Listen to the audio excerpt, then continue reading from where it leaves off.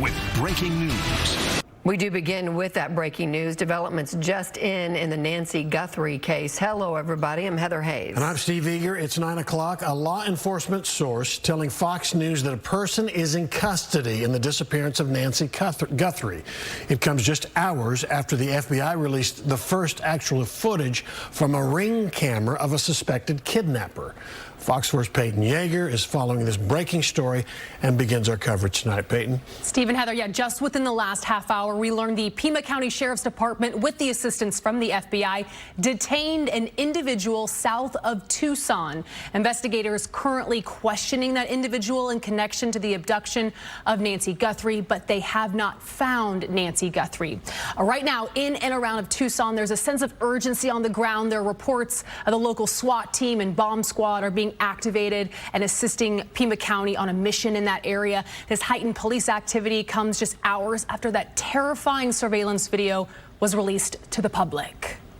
Tuesday, new images obtained by the FBI show the chilling moments the night Nancy Guthrie was abducted from her Tucson, Arizona home.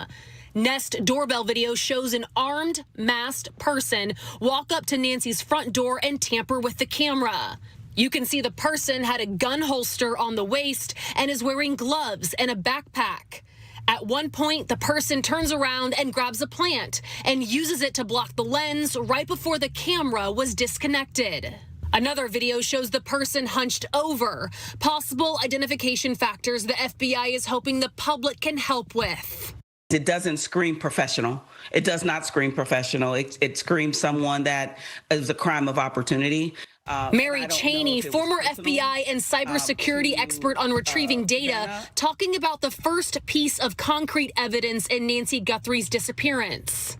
For 10 days, investigators have been working to recover any surveillance video from Nancy's home. This Nest video, originally thought to be lost or corrupted, was pulled from residual data located on the back-end systems, according to the FBI. Because Guthrie didn't have an active Nest subscription, none of the footage could be easily accessed. Investigators had to go and resurrect these images.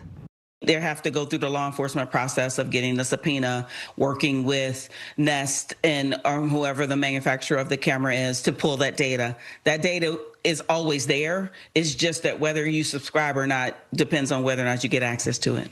How difficult that access could be. Yes. Correct. Cheney also believes more images are coming after investigators were crowded around another possible camera on Nancy Guthrie's roof late last week.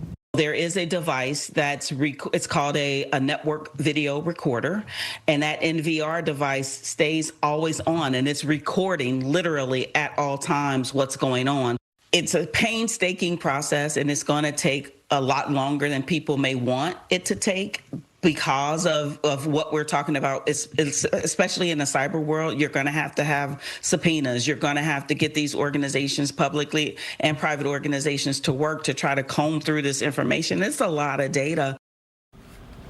Back to that breaking news. Again, we do not know if the person just detained is the person in that surveillance video. Keep in mind, charges have not been announced. Again, a person is detained for questioning. Meanwhile, investigators are still working to see if the ransom notes sent to Arizona TV stations last week are authentic. Late this evening, 2 local Tucson stations and TMZ reported some activity in a Bitcoin account, that same Bitcoin account that was in those possible ransom notes. We know an amount was deposited. Again, unclear if this is connected. Also tonight, FBI Director Kash Patel went on Fox News and said there are now persons of interest in this case, plural. It's momentum in this case we're watching. Steve, back to you.